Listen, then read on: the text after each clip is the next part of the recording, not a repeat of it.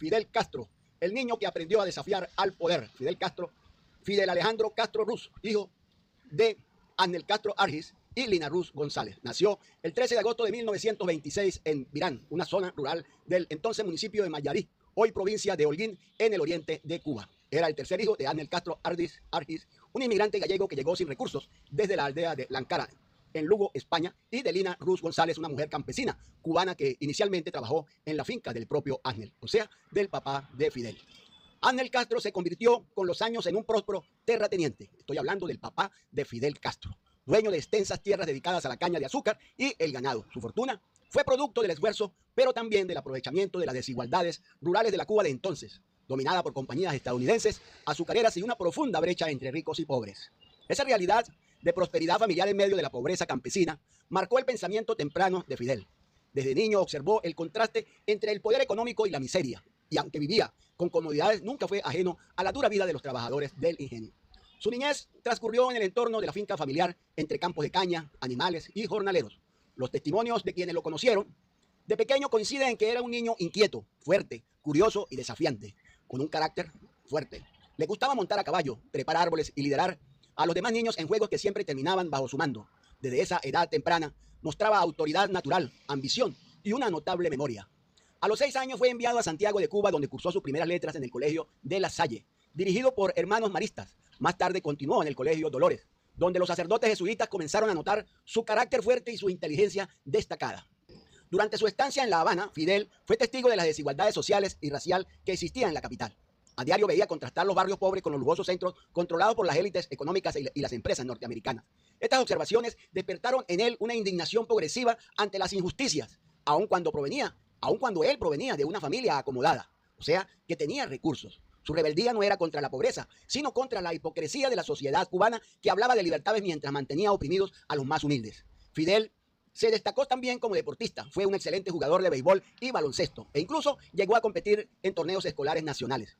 El deporte moldeó su disciplina, su resistencia física y su sentido de equipo, 3 elementos que luego trasladó a la vida política y militar. Los compañeros lo describen como mandón pero justo, orgulloso pero valiente, impetuoso y convencido de que siempre podía ganar, o sea, que se las sabía todas. A finales de la secundaria, Fidel Castro ya había desarrollado una visión de sí mismo como alguien llamado a grandes causas. Leía con pasión biografías de héroes latinoamericanos como Simón Bolívar y José Martí, y obras políticas sobre historia universal. Su admiración por Martí, en particular, se convertiría en el núcleo ideológico de su pensamiento, la idea de una Cuba soberana, libre de la injerencia extranjera y el deber del intelectual de luchar activamente por la justicia. Estas influencias patrióticas se fusionaron más adelante con lecturas de Marx, Engels y Lenin, pero en su adolescencia su pensamiento era esencialmente nacionalista, moralista y martiniano. Pero ya para el año 1945, con apenas 19 años, Fidel Castro ingresó a la Facultad de Derecho de la Universidad de La Habana. Allí comenzó la verdadera transformación del joven idealista al dirigente político. La universidad era un hervidero de corrupción, mafias estudiantiles y violencia política, reflejo del caos nacional. Fidel se enfrentó de inmediato a esas estructuras, se unió a movimientos estudiantiles y descubrió el poder del discurso público. Su oratoria apasionada y su capacidad para organizar grupos lo convirtieron en un líder natural entre los jóvenes revolucionarios. En ese ambiente turbulento, el joven abogado en formación empezó a tejer su propia visión del poder, un poder moral, popular y combativo. Desde su niñez hasta su entrada en la universidad, Fidel Castro se fue moldeando como una mezcla singular de disciplina jesuita, orgullo campesino y rebeldía juvenil. Su vida temprana explica gran parte del personaje que luego dominaría la política cubana y latinoamericana durante medio siglo. Creció en el contraste entre riqueza y pobreza. Se formó bajo la disciplina de los jesuitas, admiró a los grandes libertadores y aprendió que la autoridad solo se respeta si se conquista. El país vivía bajo un sistema formalmente democrático con elecciones, partidos y constitución, pero en la práctica dominado por la corrupción y la injerencia extranjera. Dese cuenta usted cómo un mal trae otro mal. Tras el derrocamiento del general Machado en 1933, Cuba había intentado reconstruir una democracia bajo la Constitución de 1940, una de las constituciones más progresistas de América Latina. Esa Carta Magna, esa Constitución, apoyada por sectores liberales, socialistas y nacionalistas, proclamaba derechos laborales, justicia social, educación gratuita y el deber del Estado de proteger al trabajador. Sin embargo, los gobiernos que siguieron traicionaron esos principios. Durante la presidencia de Ramón Grau San Martí, en 1944 a 1948, líder del Partido Auténtico, el país cayó en una corrupción desbordante, una corrupción política, enriquecimiento ilícito y subordinación económica a los intereses de los Estados Unidos. El pueblo observaba cómo las promesas de justicia social se desvanecían entre sobornos y favores. Los jóvenes universitarios, entre ellos Fidel Castro, comenzaron a ver esa democracia como una farsa. Fidel Castro se convirtió rápidamente en una figura reconocida dentro del movimiento estudiantil. Su voz poderosa, su lenguaje jurídico preciso y su valentía para denunciar abusos lo destacaron por encima de los demás. A diferencia de otros estudiantes que se conformaban con protestas simbólicas, Fidel Castro organizaba acciones directas, participaba en debates públicos y desafiaba a líderes corruptos en la propia universidad. A menudo se enfrentó físicamente a las pandillas universitarias que imponían su autoridad mediante la violencia, mediante la fuerza. De esos enfrentamientos surgió su reputación de joven audaz, valiente, casi temerario, pero con un propósito: combatir la injusticia donde la viera. Durante esos años de estudiante, Fidel viajó en representación de la Federación Estudiantil Universitaria, FEU, a diversos países latinoamericanos. Participó en la Conferencia Panamericana de Estudiantes en 1947 en Bogotá, donde conoció a otros jóvenes líderes políticos del continente y comenzó a formarse una visión latinoamericanista.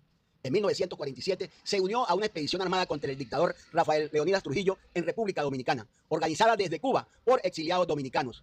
Aunque esta operación fracasó antes de zarpar, la experiencia marcó profundamente a Fidel Castro. Fue su primer contacto con la idea de derrocar una dictadura mediante la lucha armada. En el año 1940, el Caribe vivía una intensa agitación política. Varios países sufrían bajo dictaduras militares, entre ellas la del general Rafael Leónidas Trujillo en República Dominicana, quien gobernaba con puño de hierro desde 1930. Trujillo era un símbolo del autoritarismo, la represión política y la sumisión a los intereses estadounidenses. Su régimen mantenía una férrea censura, asesinatos de opositores y un culto personalista sin precedentes en el Caribe. Al mismo tiempo, en Cuba, el clima político estaba marcado por la frustración con el gobierno de Ramón Grau San Martí, la corrupción institucional y el desencanto de los jóvenes que soñaban con una patria más justa.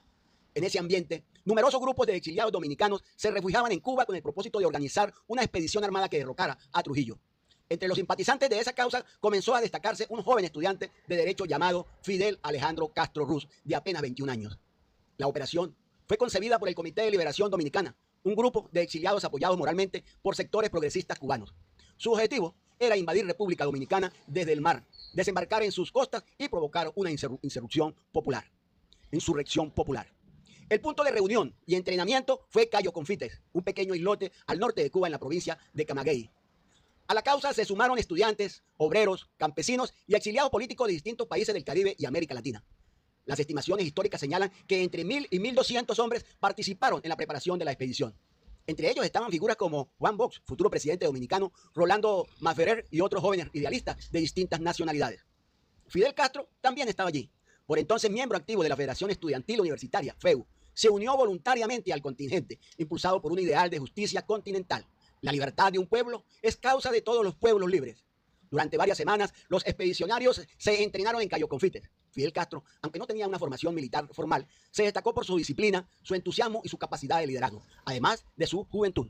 Aprendió nociones básicas de combate, navegación y uso de las armas. En ese ambiente de camaradería e idealismo, Fidel Castro comenzó a comprender la dimensión práctica de la lucha armada como instrumento de liberación política. Las condiciones eran duras: calor extremo, alimentación precaria y un improvisado campamento. Sin embargo, el ambiente era de entusiasmo político, con canciones revolucionarias, discursos improvisados y una fe ciega en que podían liberar a República Dominicana del yugo de Trujillo.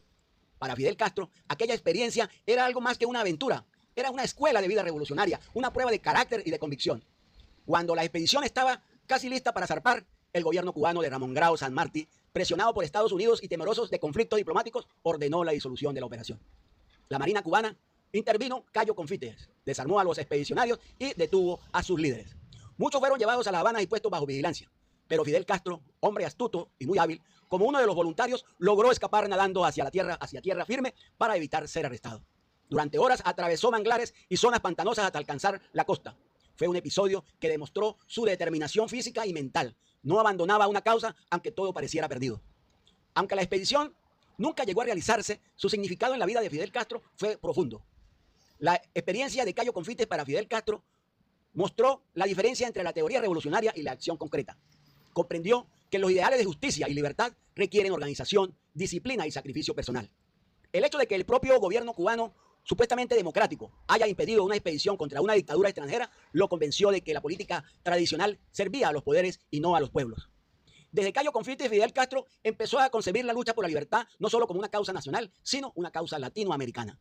Creía que la opresión en un país era responsabilidad moral de todos los pueblos hermanos. En medio del caos, Fidel Castro mostró valentía, decidido y solidario. Varios testimonios de sus compañeros de expedición lo recuerdan como uno de los jóvenes más activos y comprometidos con el grupo. la expedición de Cayo Confitis fue, en la historia personal de Fidel Castro, su primer bautizo revolucionario. Aún sin disparar un solo tiro, aquella experiencia sembró en él 3 convicciones que no lo abandonarían jamás. Que la injusticia no se derrota con discursos, sino con acción. Que los gobiernos corruptos nunca apoyarán una verdadera liberación popular. Y que la revolución, para ser auténtica, debe trascender fronteras y servir a los pueblos de América. Tras el fracaso de Cayo Confites, Fidel Castro regresó a la Universidad de La Habana más maduro, más consciente y con una visión más definida del camino que debía seguir. Ya no sería solo un orador estudiantil, comenzaba a forjarse el estratega político y militar que cambiaría el rumbo de Cuba. Al año siguiente, en el año 1948, Fidel Castro viajó nuevamente a Colombia para participar en un evento estudiantil y presenció el Bogotazo, el levantamiento popular que siguió al asesinato del líder liberal Jorge Eliezer Gaitán. Bogotá, en abril de 1948, el joven Fidel en medio del incendio. En abril de 1948, Fidel Castro tenía ya 21 años y era ya una figura activa de los círculos estudiantiles de Cuba. Participaba como delegado de la Federación Estudiantil Universitaria, FEU, en un Congreso Internacional de Juventud que coincidía con la celebración de la 9ª Conferencia Panamericana organizada por la Organización de Estados Americanos, OEA, recién fundada en el contexto de la posguerra. El evento estudiantil, una especie de contracumbre juvenil latinoamericana, reunía a jóvenes de toda la región con un ideal común: oponerse al imperialismo y promover la unidad latinoamericana. Fidel Castro fue designado por su compañero para representar a Cuba y viajó junto a un pequeño grupo de estudiantes lleno de entusiasmo por compartir sus ideas y conocer líderes progresistas del continente. Su objetivo inicial era debatir temas sobre soberanía, justicia social y autodeterminación de los pueblos, en contraposición al discurso oficial de Washington que promovía una unidad hemisférica bajo su liderazgo y militar. Bogotá de 1948 era una ciudad tensa, dividida entre liberales y conservadores. El ambiente político hervía. El líder liberal Jorge Eliezer Gaitán, abogado brillante, orador popular y defensor de las clases trabajadoras, se perfilaba como el seguro vencedor de las próximas elecciones presidenciales. Su discurso contra la oligarquía y por la justicia social despertaba pasiones en el pueblo y su figura comenzaba a trascender fronteras. Fidel Castro, que ya había leído y admirado a los grandes tributos latinoamericanos, quedó impresionado por la fuerza moral y popular de Gaitán. Lo veía como un reflejo de su propio mentor cubano, Eduardo Chivas, pero con un liderazgo de masas mucho más amplio, mucho más poderoso. En sus conversaciones con otros delegados, Fidel Castro elogiaba a Eliezer Gaitán como el hombre que puede cambiar o que podía cambiar el destino de América Latina. En la tarde del 9 de abril de 1948, Bogotá se sacudió con una noticia devastadora. Jorge Eliezer Gaitán fue asesinado frente a su despacho en la carrera séptima por un joven llamado Juan Roa Sierra. Minutos después, la ciudad estalló. El pueblo enfureció, salió a las calles. La indignación se convirtió en una ola de ira y fuego. Miles de personas saquearon comercios, incendiaron edificios públicos y se enfrentaron a las fuerzas del orden público. Bogotá ardió por completo. Fue el inicio del Bogotazo, una insurrección espontánea y violenta que dejó más de 2.000 muertos y una ciudad semidestruida. Fidel Castro se encontraba en el centro de la ciudad junto a otros delegados estudiantiles cuando comenzó ese caos. Según su propio relato, recogido años después, él y sus compañeros se unieron a los manifestantes gritando consignas contra la injusticia y la oligarquía. Fue testigo directo de cómo la policía y el ejército reprimían brutalmente al pueblo disparando sin distinción. Hay testimonios que lo ubican en la sede de la Confederación de Trabajadores de Colombia, ayudando a organizar grupos de jóvenes para defender sectores del pueblo. Otros lo describen intentando contactar con dirigentes sindicales y populares para estructurar una respuesta política al levantamiento. En su memoria, Fidel afirmó: vi al pueblo en armas, desbordado de furia, sin dirección, sin estrategia. Era la primera vez que veía una revolución nacer del corazón de las masas y perderse en el fuego sin alcanzar el poder. El joven Fidel extrajo 3 lecciones fundamentales de su experiencia en Bogotá. El poder del pueblo es real, pero necesita conducción. Vio que las masas, movidas por la indignación, pueden desafiar al Estado, pero si carecen de un liderazgo revolucionario y una estructura organizativa, su fuerza se diluye. Esa observación marcaría su pensamiento militar y político en los años siguientes. La muerte de Jorge Eliezer Gaitán, un líder reformista dentro del sistema, le mostró que las oligarquías son capaces de eliminar incluso a los líderes moderados cuando sienten amenazados su poder. Desde entonces, Fidel Castro se convenció de que las transformaciones sociales profundas no se logran dentro del sistema, sino rompiéndolo. El asesinato de un líder popular en Colombia, el fracaso de Cayo Confites en Cuba y la corrupción de los gobiernos de la región eran para él síntomas de una misma enfermedad: la dependencia política y económica del imperialismo norteamericano. Desde Bogotá comenzó a concebir su causa no solo como una cubana, sino latinoamericana y antiimperialista. Cuando Fidel Castro regresó a La Habana, semana después, ya no era el mismo estudiante idealista. Volvía con una visión más definida. El reformismo moralista de Eduardo Chivas le parecía insuficiente. El legalismo constitucional había fracasado. Las revoluciones espontáneas, sin dirección, estaban condenadas al desorden. Entonces Fidel comprendió que el cambio requería una organización revolucionaria disciplinada, con un liderazgo ideológico firme, una estrategia militar y un proyecto político claro. Poco después, en sus discursos en la universidad, comenzó a usar términos como movimiento, vanguardia y acción directa, prefigurando lo que años más tarde sería el movimiento 26 de julio. Para Fidel Castro, el Bogotazo fue una escuela práctica del poder popular. Le mostró el potencial del pueblo, la crueldad de las élites y la necesidad de una dirección revolucionaria consciente. Si en Cayo Confites, en 1947, aprendió a empuñar las armas por una causa, en Bogotá, en 1948, aprendió por qué y para quién debían empuñarlas. Aquel fuego se consumió Bogotá. Encendió también el espíritu de un joven cubano, que desde entonces no volvió a conformarse con discursos ni reformas. En su mente comenzó a germinar una idea. Cuando la injusticia es ley, la rebelión es un deber. El caos, la represión y la violencia de aquellos días lo impactaron profundamente. Fidel regresó a Cuba convencido de que los cambios estructurales no podían lograrse solo con discursos o elecciones, sino con acción revolucionaria. En esos años, Eduardo Chivas, líder del Partido Ortodoxo, se convirtió en el principal referente político y moral de Fidel Castro. Chivas era un carismático orador y un periodista que denunciaba incansablemente la corrupción del gobierno, proclamando su famoso lema, vergüenza contra dinero. Fidel Castro admiraba profundamente a Chivas por su honestidad, su pasión y su discurso ético. Veía en él al único político que no se vendía al poder económico ni al imperialismo norteamericano. Chivas, a su vez, valoraba a Fidel Castro su energía y liderazgo juvenil, llegando a considerarlo un joven con un futuro políticamente brillante. Fidel se afilió al Partido Ortodoxo, donde comenzó a estructurar su pensamiento nacionalista y moralista. Sin embargo, el suicidio de Chivas en agosto de 1951, en un acto de desesperación para demostrar la corrupción que denunciaba, sacudió profundamente a Fidel Castro. Su muerte fue para él una traición del sistema de los ideales de justicia. A partir de entonces, Fidel Castro comprendió que la corrupción no se derrotaba con moralismo, sino con revolución. Tras la muerte de Chivas, Fidel intensificó su actividad política, comenzó a estudiar más profundamente la historia de Cuba y las obras de pensadores revolucionarios. Su pensamiento empezó a fusionar el nacionalismo martiano con las ideas socialistas y antiimperialistas. Creía que Cuba debía rescatar su soberanía económica y política, eliminando el dominio estadounidense sobre su azúcar, su comercio y sus gobiernos. Cuando en 1952 el general Fulgencio Batista dio un golpe de Estado y suspendió la Constitución de 1940, Fidel ya era un joven abogado de 25 años, profundamente convencido de que el camino democrático estaba agotado. Esos hechos básicos y contextos inmediatos del 10 de marzo de 1952. Fulgencio Batista, militar, expresidente entre 1940 y 1944, que se hace con el poder mediante un golpe de Estado. Estaban ya convocadas las elecciones para el 1 de junio de 1952. Entre los candidatos figuraban Carlos Prío Socarrás Saliente y otros. El Partido Ortodoxo había postulado o perfilado soluciones que incluían jóvenes como Fidel Castro en cargos legislativos. El golpe canceló el proceso electoral, disolvió y neutralizó las instituciones democráticas de facto y estableció una junta o gobierno provisional dirigido por Batista, con apoyo militar directo. Era en el papel, la Constitución de 1940 en Cuba era en el papel una carta avanzada, derechos laborales, regulaciones sociales, limitaciones al poder ejecutivo, pero no se cumplía.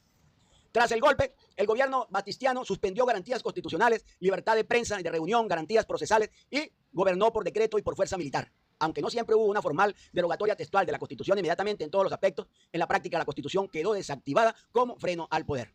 Desaparición de controles institucionales. El Poder Judicial y el Legislativo quedaron reducidos o coactados. Se aplicó represión administrativa y policial sin las garantías con que contaban los ciudadanos bajo la Constitución de 1940. Hubo persecución de líderes opositores, cierre o censura de periódicos, vigilancia y detenciones políticas. El ejército y la policía política ganaron preeminencia. Redes de negocios, incluidos intereses extranjeros y el crimen organizado en sectores como casinos, turismo y azúcar, se fortalecieron en la relación con el nuevo poder. Algunos sectores ordenaron economías locales en favor de grandes capitales, mientras que el campesinado y la clase obrera vieron cortados sus espacios de negociación y derechos.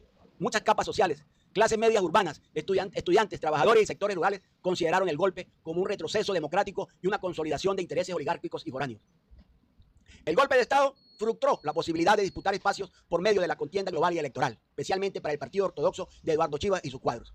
Las universidades, sindicatos y sectores populares intensificaron su oposición. Muchos jóvenes comenzaron a considerar la violencia o la conspiración como alternativa ante la clausura del juego político. De la potestad y la denuncia pública se pasó al planteamiento de conspiraciones, planes de acciones directas y en sectores más decididos a la organización de grupos armados clandestinos. Fidel Castro, que en 1952 ya era un joven abogado ligado al Partido Ortodoxo y figura emergente de la FEU, veía en la política institucional una posibilidad real de influir. El golpe cerró esa vía. El acto tuvo un valor simbólico y material. Las instituciones que podían moderar o canalizar cambios quedaron anuladas. Con ello, la expectativa de transformar la realidad por la vía legal se desvaneció. Para Fidel Castro, el golpe confirmó lo aprendido en Cayo Confites y en el Bogotazo.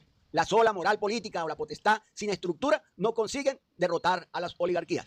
Así, la decisión táctico-estratégica se precipitó, organizar la confrontación armada como opción real. Inmediatamente después del golpe, Fidel Castro y su círculo cercano, Raúl Castro, compañeros universitarios como Abel Santamaría, Aide Santamaría, Ramiro Valdés, comenzaron a planificar acciones más decididas. La culminación de este proceso fue la elaboración de un plan para tomar un objetivo simbólico y militar, el cuartel Moncada, como primer golpe que legitimara la insurrección.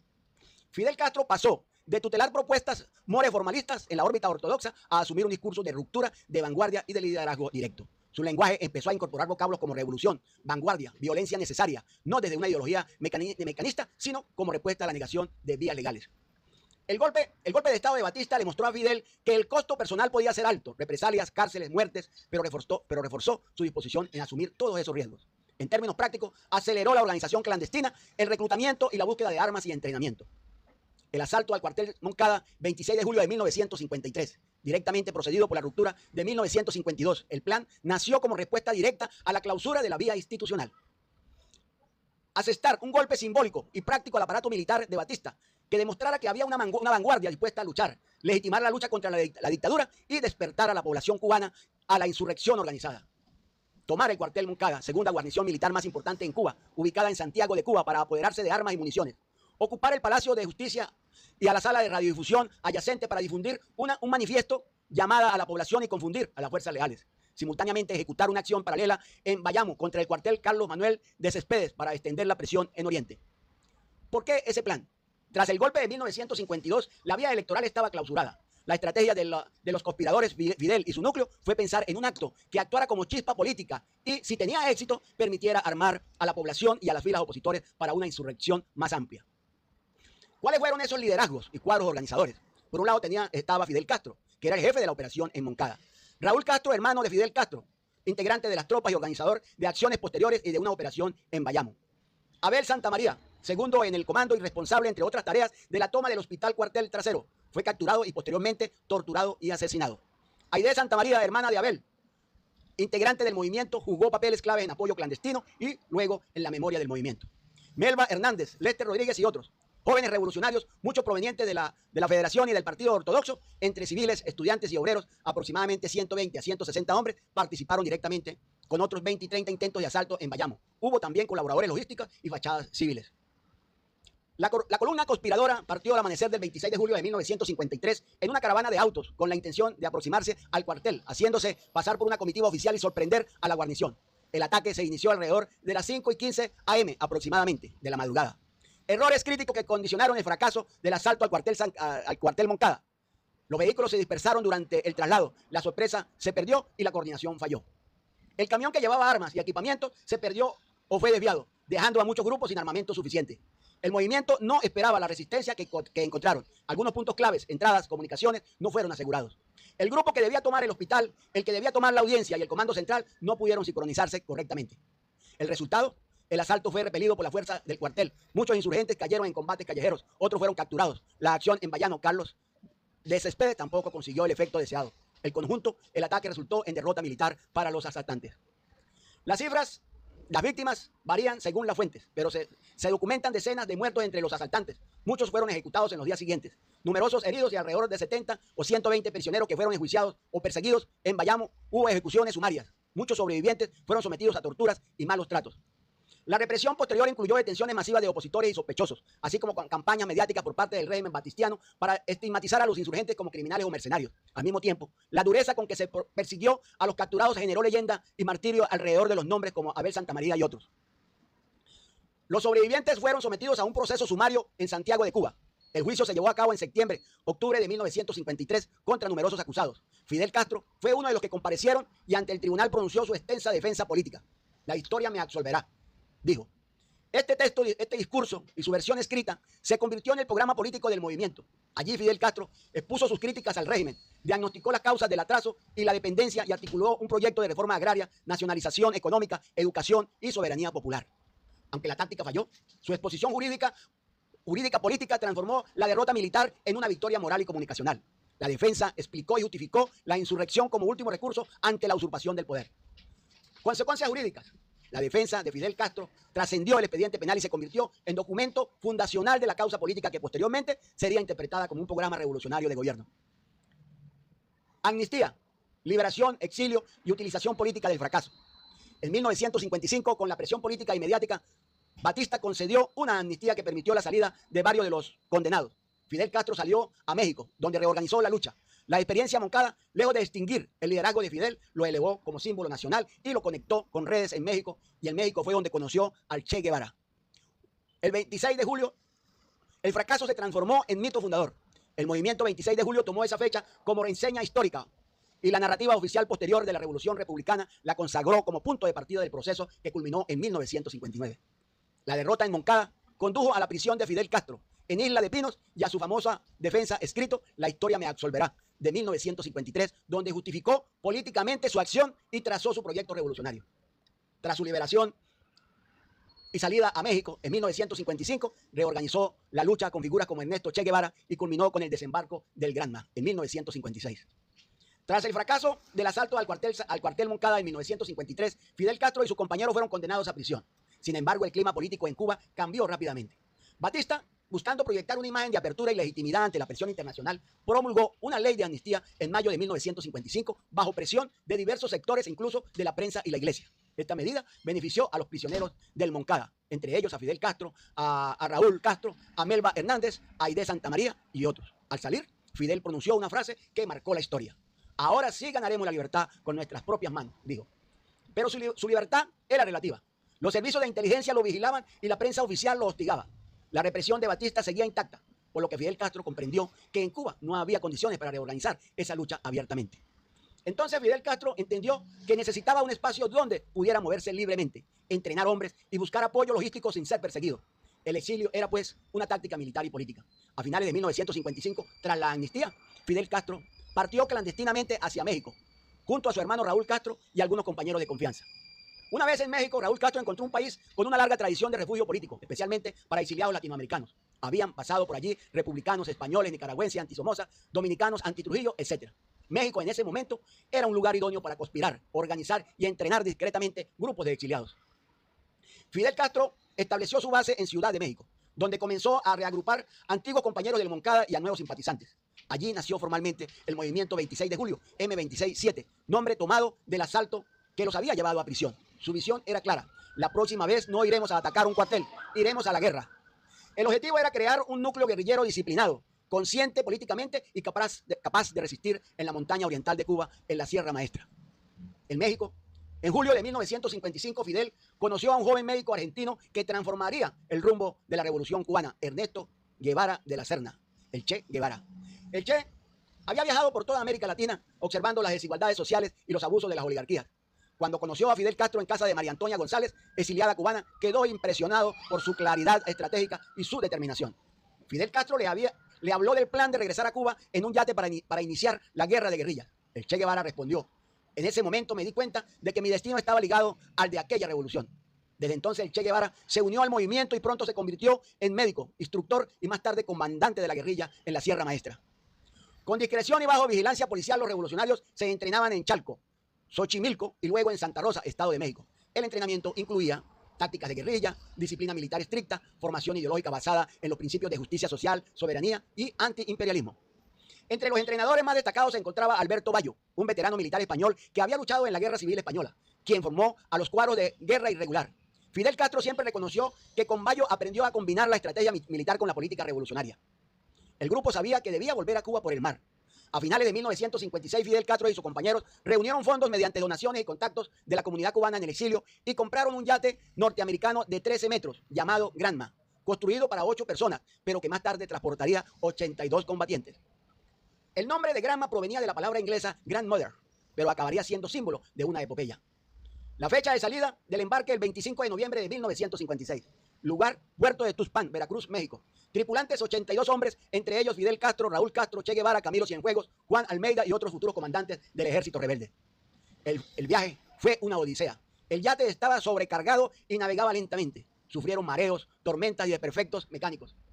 En vez de llegar, la fecha prevista que tenían era el 30 de noviembre, como estaba planeado, cuando debía estallar una insurrección en Santiago de Cuba. Llegaron el 2 de diciembre de 1956, atrasados y sin coordinación con el alzamiento urbano, que ya estaba coordinado. El Granma encalló en Playa Las Coloradas, provincia de Oriente. Allí, apenas tocando tierra, fueron sorprendidos y perseguidos por las tropas de Batista. De los 82 expedicionarios, solo 12 sobrevivieron la emboscada y lograron reagruparse en la Sierra Maestra. El yate Granma, sobrecargado con 82 expedicionarios, zarpó de Sulpan, México, el 25 de noviembre de 1956, rumbo a Cuba. El viaje debía durar 5 días, pero el mal tiempo, las corrientes y las averías lo retrasaron. Finalmente, el 2 de diciembre, a las 7 de la mañana, encalló en los manglares de Playa Las Coloradas, en la provincia de Oriente, cerca de Niquero. El desembarco fue un caos. El yate quedó atrapado entre fango y vegetación. Los hombres tuvieron que saltar al agua cargando armas, mochilas y municiones. Muchos perdieron sus equipos, otros se dispersaron. Apenas lograron internarse unos kilómetros en tierra adentro antes de ser detectados por las tropas de Batista. El ejército de Batista, alertado por el Servicio de Inteligencia Militar, SIM, interceptó a los revolucionarios el 5 de diciembre de 1956 en Alegría de Pío, un paraje rural entre Niquero y Media Luna. El combate fue desigual y fue desastroso. Los expedicionarios, agotados, sin comida ni mapas, fueron sorprendidos. El ejército abrió fuego con ametralladoras y artillería ligera. Murieron decenas, otros fueron capturados y otros fueron ejecutados. Solo 12 hombres lograron sobrevivir y escapar hacia las montañas. Entre estos sobrevivientes estaban Fidel Castro, Raúl Castro, Ernesto Che Guevara, Camilo Cienfuegos, Juan Almeida Bosques, Ramiro Valdés y otros futuros líderes guerrilleros. Los pocos sobrevivientes dispersos se agruparon en los días siguientes en la Sierra Maestra, una extensa cadena de montañosa en el oriente de Cuba, con selvas densas, ríos y caminos inaccesibles. Allí comenzó realmente la guerra de guerrillas. Fidel Castro, con apenas 7 fusiles y 12 hombres, reorganizó el grupo. Estableció una cadena de mando y una disciplina férrea. Sus palabras en ese momento fueron proféticas. Ahora sí hemos ganado la guerra, porque estamos en el lugar donde queríamos estar, en la Sierra Maestra, con armas en las manos y con el pueblo a nuestro lado. Durante los primeros meses la estrategia fue sobrevivir, obtener alimentos, apoyo local y reconocimiento. La población campesina, al principio temerosa, empezó a simpatizar con los rebeldes cuando vio su comportamiento respetuoso, contrario a los abusos del ejército de Batista. El primer ataque a La Plata el 17 de enero de 1957. La primera victoria de este grupo guerrillero: emboscaron una patrulla del ejército y obtuvieron armas, botas y provisiones. Ya empezaron a equiparse. Este combate demostró que el grupo seguía vivo y que el mito de su destrucción total era falso. Vino entonces el combate de Lubero, el 28 de mayo de 1957. Primera batalla abierta, participaron unos 40 hombres bajo el mando de Fidel Castro. Aunque fue costosa, fue un éxito militar y psicológico. El ejército rebelde había pasado de fugitivo a fuerza combatiente organizada. Entre enero y diciembre de 1957, la guerrilla se fortaleció mediante 3 pilares. Fidel Castro estableció una política de respeto absoluto hacia los campesinos. Pagaban los alimentos que tomaban, prohibieron el robo y la indisciplina, ayudaban en las labores agrícolas y en la educación. Esto generó una confianza y un flujo constante de nuevos reclutas, guías y enlaces que se sumaban al grupo. El periodista Herbert Mateus del New York Times visitó la sierra en febrero de 1957 y publicó una entrevista en la que mostró al mundo que Fidel Castro estaba vivo y que la guerrilla era real. Esto tuvo un efecto devastador para Batista. La censura se rompió y el régimen perdió credibilidad internacional. Simultáneamente, en las ciudades, el movimiento 26 de julio desarrollaba sabotajes, huelgas y propaganda clandestina. El objetivo era unir la lucha rural con la urbana, combinando la insurrección armada con la presión política. Fidel Castro demostró una mezcla de excepcional de liderazgo militar, carisma y conciencia política. Cada combate, cada mensaje se orientaba a presentar la guerra no como una aventura militar, sino como un acto de justicia y restauración democrática frente al golpe de 1952 de Batista. Ernesto Che Guevara se destacó como médico y combatiente. En poco tiempo se convirtió en jefe de columna, símbolo del sacrificio y la disciplina. Su experiencia teórica dio estructura ideológica al movimiento anticapitalista, antiimperialista y socialismo humanista. Camilo Cienfuegos, con su carisma popular y su lealtad a Fidel Castro, se transformó en figura armada por los combatientes y el pueblo llano. Fidel resumió el hecho con una frase histórica: 12 hombres y 7 fusiles bastaron para empezar una guerra de guerrillas. A comienzos de 1958, la guerra revolucionaria ya no era un rumor, sino una realidad política y militar. El ejército rebelde, bajo el mando de Fidel Castro, dominaba amplias zonas de la Sierra Maestra y extendía su influencia hacia las provincias orientales. El régimen de Fulgencio Batista, aunque aún controlaba las ciudades, comenzaba a desmoronarse internamente. Corrupción dentro del ejército, descontento popular, pérdida del apoyo estadounidense, crisis económica y represión política generalizada. La guerrilla no solo era una fuerza militar, sino un movimiento social y ético que prometía justicia, elecciones libres y el retorno a la Constitución de 1940, una de las mejores de esa época en América Latina. Durante 1958, Fidel Castro organizó su ejército en columnas guerrilleras con mandos definidos. Entre los jefes se encontraban Raúl Castro en la zona norte de Oriente, Ernesto Che Guevara al frente de la columna 8, Ciro Redondo, Camilo Cienfuegos con la columna 2, Antonio Maceo, Juan Almeida Bosque con fuerzas en el frente de Santiago, Ramiro Valdés y otros mandos jóvenes con alta disciplina ideológica. El objetivo: romper el cerco militar de Batista y llevar la guerra hacia el centro y occidente de Cuba. En mayo de 1958, Fulgencio Batista lanzó una ofensiva general contra la Sierra Maestra con más de 10.000 soldados, artillería, tanques y aviación. El propósito era aniquilar definitivamente al núcleo rebelde. Sin embargo, Fidel Castro aplicó una estrategia de guerra de desgaste y emboscada, conociendo cada sendero y aprovechando el apoyo campesino. En pocas semanas, el ejército gubernamental sufrió graves derrotas morales y logísticas. Los combates, Santo Domingo, junio de 1958, los rebeldes desbarataron una columna del ejército. El Higue, julio de 1958, Fidel Castro dirigió personalmente la batalla, infligiendo más de 70 bajas y capturando armamento pesado. El combate de La Plata en agosto de 1958, última ofensiva de Batista, derrotada con tácticas de guerrilla perfectamente coordinadas. Al finalizar el verano, el ejército de Fulgencio Batista había perdido más de 1000 hombres, mientras el ejército rebelde crecía en prestigio y número. En septiembre de 1958, Ernesto Che Guevara y Camilo Cienfuegos partieron hacia el centro del país, Las Villas. Fue una marcha épica de más de 600 kilómetros a pie, cruzando montañas, selvas y ríos, hostigados por la aviación y la infantería. A pesar de todo, lograron establecer frente en Santi Espíritus, Santa Clara y Yaguajay. Mientras tanto, el movimiento 26 de julio en las ciudades, junto con grupos como el Directorio Revolucionario Estudiantil DRE, intensificaban huelgas, sabotajes y protestas. El país entró en parálisis moral y económica, con un pueblo cada vez más declinado a favor de los rebeldes. La batalla de Santa Clara, del 28 al 31 de diciembre de 1958, fue el punto culminante de la guerra. El Che Guevara comandó las fuerzas rebeldes que tomaron el control de trenes blindados del ejército, capturaron enormes arsenales. Camilo Cienfuegos ocupó Yaguajay, aislando las fuerzas gubernamentales. Las tropas de Batista comenzaron a rendirse o huir sin combate. El triunfo en Santa Clara selló la suerte del régimen. En la madrugada del 1 de enero de 1959, Fulgencio Batista huyó de Cuba hacia Santo Domingo con su círculo de colaboradores más cercanos. Dejó tras de sí un país en ruinas y un ejército desmoralizado. Pero ese mismo día, Camilo Cienfuegos ocupó La Habana sin resistencia. El Che Guevara tomó el control de la fortaleza de La Cabaña y desde Santiago de Cuba, Fidel Castro proclamó el triunfo de la revolución. Su mensaje fue breve pero histórico. La revolución empieza ahora. Este no será un cambio de hombres, sino un cambio de sistema. Con el vacío de poder de enero de 1959, el ejército rebelde asumió funciones de gobierno provisional, configurando un nuevo modelo de autoridad basado en la moral revolucionaria más que en la institucionalidad previa. Fue el origen del Estado socialista cubano, aunque inicialmente no se declarara como tal. El triunfo no solo representó un cambio de régimen, sino una revolución social estructural. Reforma agraria, nacionalización de industrias, alfabetización masiva, reforma educativa y sanitaria, redefinición de las relaciones exteriores, ruptura con Estados Unidos y acercamiento a la Unión Soviética. La Revolución Cubana inspiró movimientos armados y políticos de toda América Latina. Sandinista en Nicaragua, Farabundo Martí en Salvador, MIR en Chile, FARC en Colombia, Tupamaros en Uruguay. Y también generó reacciones geopolíticas estadounidenses con políticas de contención, sanciones y aislamiento hacia Cuba. Tras la huida de Fulgencio Batista, el 1 de enero de 1959, el país se sumió en un clima de euforia popular y vacío político.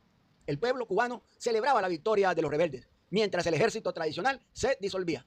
Fidel Castro, sin ocupar formalmente la presidencia, controlaba el país desde el ejército rebelde y desde el movimiento 26 de julio, con base moral en la sierra y legitimidad en las calles.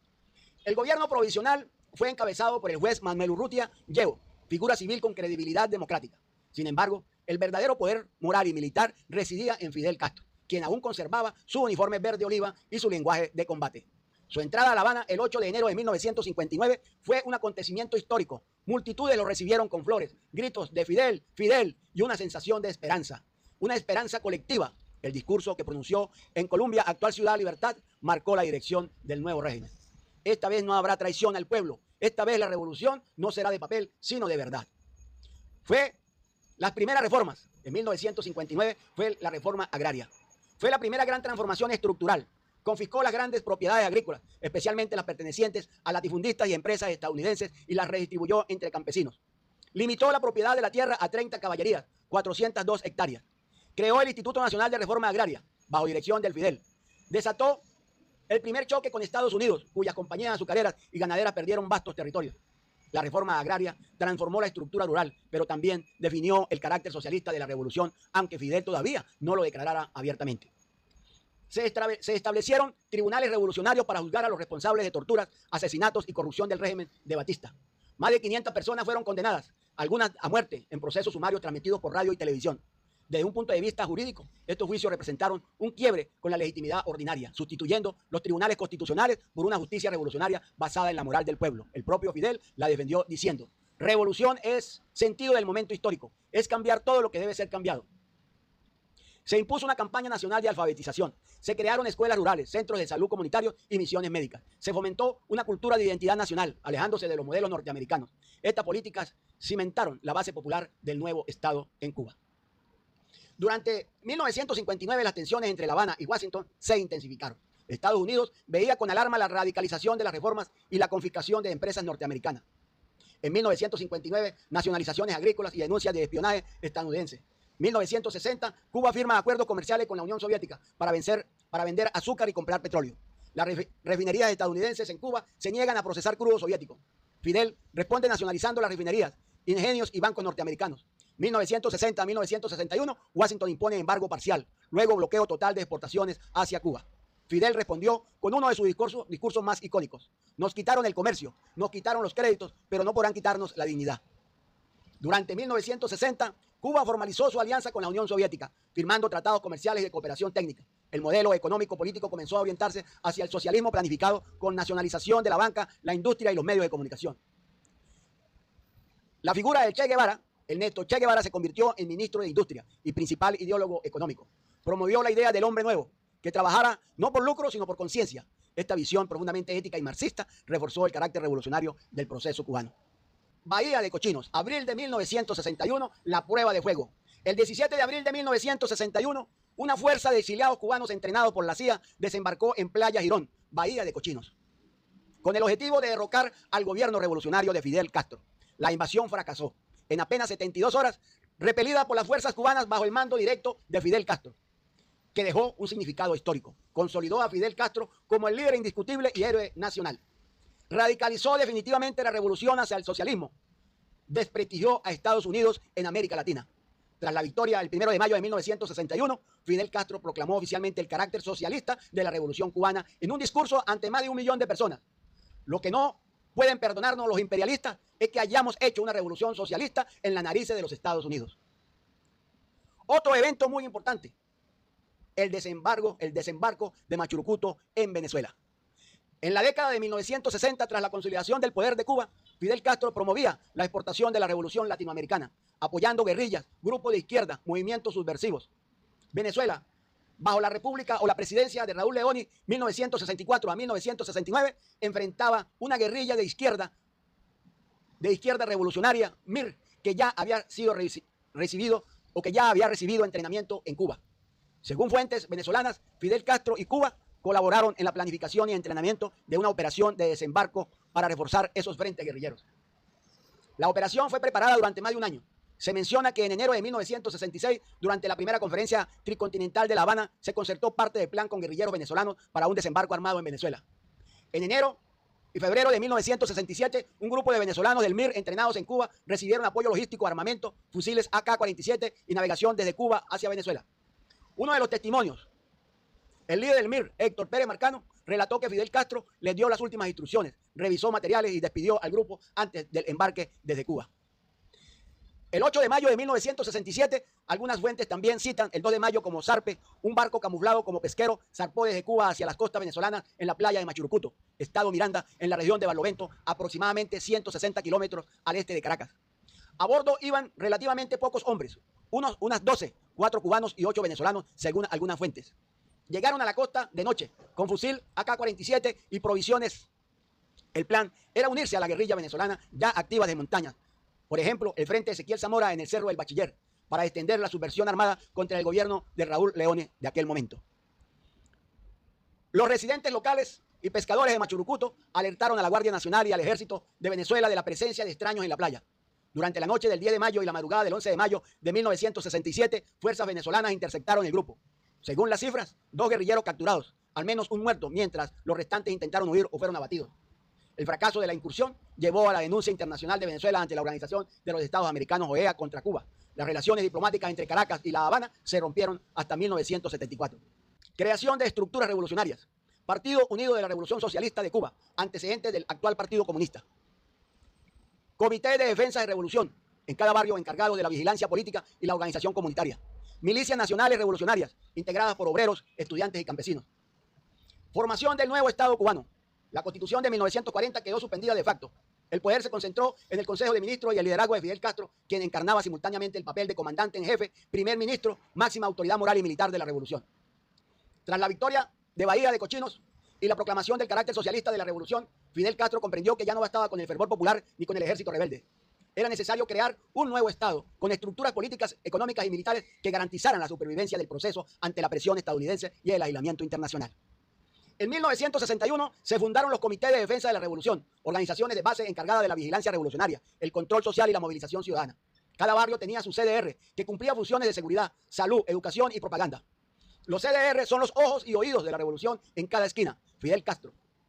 Ese mismo año comenzó la unificación de las fuerzas revolucionarias, el Movimiento 26 de Julio, el Partido Socialista Popular y el Directorio Revolucionario del 13 de marzo, que culminó en 1965 con la creación del Partido Comunista de Cuba, con Fidel Castro como primer secretario. Así se institucionalizó el monopolio político del poder, siguiendo el modelo leninista de partido único.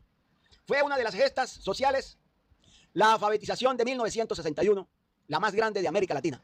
Más de 250.000 jóvenes voluntarios recorrieron el país llevando educación a los rincones más apartados. En un año, el alfabetismo se redujo del 23% al 4%, declarando a Cuba como territorio libre de analfabetismo, el 22 de diciembre de 1961. Desde una óptica jurídica y social, esto marcó la transformación del derecho a la educación en un deber revolucionario ligado a la construcción del ciudadano socialista. Entre 1961 y 1963, Cuba adoptó el modelo soviético de planificación económica. Se nacionalizaron los bancos, comercios, industrias y empresas extranjeras. Se abolió la propiedad privada de los medios de producción. Se introdujo el plan quinquenal inspirado en el Gosplan soviético. Se reemplazó el salario por incentivos morales en algunas áreas, siguiendo el ideal del hombre nuevo propuesto por el Che Guevara. El hombre nuevo. El Che Guevara planteaba que el socialismo debía formar un individuo solidario, desinteresado y moralmente superior al capitalista. Este pensamiento se convirtió en el eje ético del sistema educativo, laboral y político cubano. En enero de 1961, Washington rompió relaciones diplomáticas con Cuba y en febrero de 1962, la OEA suspendió a Cuba acusándola de alinearse con el bloque soviético. Ese mismo año se impuso el embargo económico total que aún perdura, convirtiéndose en una herramienta de presión política y económica. Fidel Castro respondió con firmeza, argumentando que Cuba tenía derecho a su autodeterminación y soberanía. Desde ese momento, la isla se transformó en un símbolo del antiimperialismo en América Latina. Ahora, la crisis de los misiles en octubre de 1962. El episodio más extenso de la Guerra Fría. La Unión Soviética, bajo Nikita Khrushchev, instaló en Cuba misiles nucleares apuntando a Estados Unidos, como respuesta al intento de invasión y a la instalación de misiles norteamericanos en Turquía. El bloqueo naval de Estados Unidos y el riesgo de una guerra nuclear mundial colocaron a Cuba en el centro de la geopolítica global.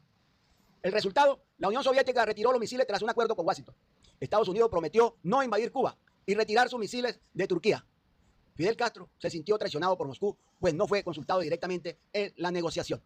Este episodio fortaleció la autonomía política de Fidel Castro dentro del bloque socialista y su desconfianza hacia los acuerdos entre superpotencias. Cuba como un foco revolucionario en América Latina. Entre 1963 y 1965, Fidel Castro y el Che Guevara promovieron la exportación de la revolución. Entrenaron guerrillas en Bolivia, Venezuela, Nicaragua y el Congo, bajo la doctrina de que los Andes serían la Sierra Maestra de América. Se creó la Organización de Solidaridad de los Pueblos de África, Asia y América Latina, y se ofreció apoyo logístico a movimientos de liberación nacional. Cuba se convirtió así en el epicentro del internacionalismo revolucionario. El papel del Che Guevara y su salida de Cuba. Hacia el año 1965, el Che Guevara consideró que su misión en Cuba había terminado. Dejó una carta a Fidel Castro en la que renunciaba de sus cargos y declaraba su voluntad de seguir luchando por la revolución en otros países. Otras tierras del mundo, escribió Che Guevara, otras tierras del mundo reclaman el concurso de mis modestos esfuerzos. Te dejo, Fidel, con la convicción de que mi espíritu te acompaña. El Che Guevara partió hacia el Congo y luego a Bolivia, donde sería capturado y ejecutado en 1967. Su figura se convirtió en símbolo universal del ideal revolucionario y del sacrificio socialista. Este periodo representa la consolidación de un nuevo orden jurídico revolucionario con tres rasgos centrales. La sustitución del derecho liberal por el derecho revolucionario. La legalidad republicana se subordinó a la ideología socialista. El principio de soberanía popular fue reinterpretado como obediencia al mandato revolucionario expresado en el liderazgo único del partido y del comandante en jefe. El control socialista institucionalizado. Los CDR, sindicatos y organizaciones estudiantiles, actuaban como instrumentos de control político, fusionando la vida pública y privada bajo una misma doctrina. Esto dio lugar a un modelo de legalidad participativa donde la participación se vinculaba al compromiso ideológico, no al pluralismo político. El Estado como actor internacional ideológico. Cuba emergió como sujeto político global, desafiando la hegemonía norteamericana y exportando su modelo a otros países del tercer mundo. Desde el derecho internacional, esto implicó el reconocimiento de la soberanía ideológica, un Estado con derecho a definir su propio sistema social sin intervención extranjera. Entre 1961 y 1965, Fidel Castro pasó de ser un líder carismático a un jefe de Estado institucionalizado, respaldado por un partido único, una ideología oficial y un aparato jurídico revolucionario. La revolución se transformó en Estado, el pueblo en sujeto ideológico, el liderazgo en estructura de poder permanente. Cuba entraba así a una nueva fase, la construcción del socialismo cubano en medio del bloqueo, la confrontación global y la búsqueda de identidad política propia. Tras la creación del Partido Comunista de Cuba, partido único, en 1965 el proceso revolucionario entró en una nueva fase. Ya no se trataba solo de resistir al imperialismo, sino de construir un Estado socialista funcional, con economía planificada, control político y legitimidad jurídica. El Partido Comunista se convirtió en el núcleo dirigente de toda la sociedad. Fidel Castro fue designado primer secretario del partido, primer ministro del Consejo de Ministros y comandante en jefe de las Fuerzas Armadas. Poder absoluto. Era el centro absoluto del poder político y militar. Dentro de la revolución, todo. Contra la revolución, nada. Fidel Castro, discurso de 1961, convertido en principio rector. Este lema fue elevado a norma política. Desde el punto de vista jurídico, significaba la supremacía del proyecto ideológico sobre los derechos individuales. Todo derecho estaba condicionado por la defensa de la revolución. Uno de los experimentos económicos más ambiciosos del periodo fue la zafra de los 10 millones. Fidel Castro propuso que para 1970 Cuba produciría 10 millones de toneladas de azúcar, meta que simbolizaba la capacidad del socialismo de superar al capitalismo mediante el esfuerzo colectivo. Se movilizó casi toda la población, estudiantes, militares y obreros. Se paralizaron otras actividades industriales y científicas. Se estableció un sistema de estímulo moral no material. El resultado fue 7,1 millones de toneladas, una cifra récord, pero insuficiente para alcanzar la meta. Esa experiencia marcó el fin de la política voluntarista de Fidel Castro y dio paso a una economía más tecnocrática orientada por la planificación soviética. Desde la perspectiva del derecho económico, la zafra demuestra la tensión entre planificación central y eficiencia productiva. El Estado absorbió todos los medios de producción, pero la ausencia de incentivos reales generaban desequilibrio. Esto motivó a Fidel Castro a buscar asesoría económica directa de Moscú.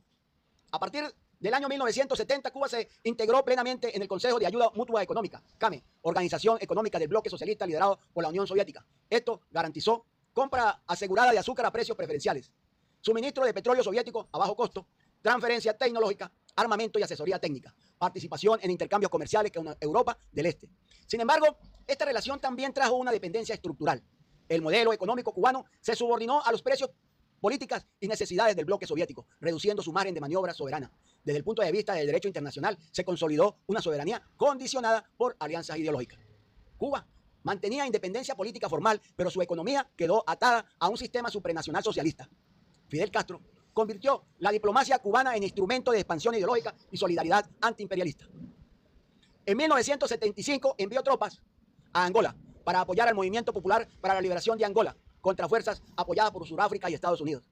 Miles de cubanos combatieron allí en una operación denominada Carlota, considerada una de las más grandes intervenciones extranjeras de la Guerra Fría en África. En América Latina mantuvo apoyo a movimientos guerrilleros en Nicaragua, El Salvador, Chile y Colombia. Respaldó la victoria del Frente Sandinista de Liberación Nacional en Nicaragua, que tomó el poder en 1979. Cuba pasó de ser una isla aislada a ser referencia del intervencionismo revolucionario, generando admiración en la izquierda mundial y rechazo en los regímenes conservadores latinoamericanos. Con la revolución consolidada, Fidel Castro necesitaba darle forma jurídica permanente al nuevo Estado. Desde 1972 comenzó la redacción de un texto constitucional inspirado en la Constitución de la Unión Soviética de 1936 con adaptaciones cubanas. Principales características de la Constitución de 1976 cubana. Cuba se declara Estado socialista de trabajadores. Toda la propiedad productiva pertenece al pueblo bajo administración estatal. O sea, pertenece al Estado.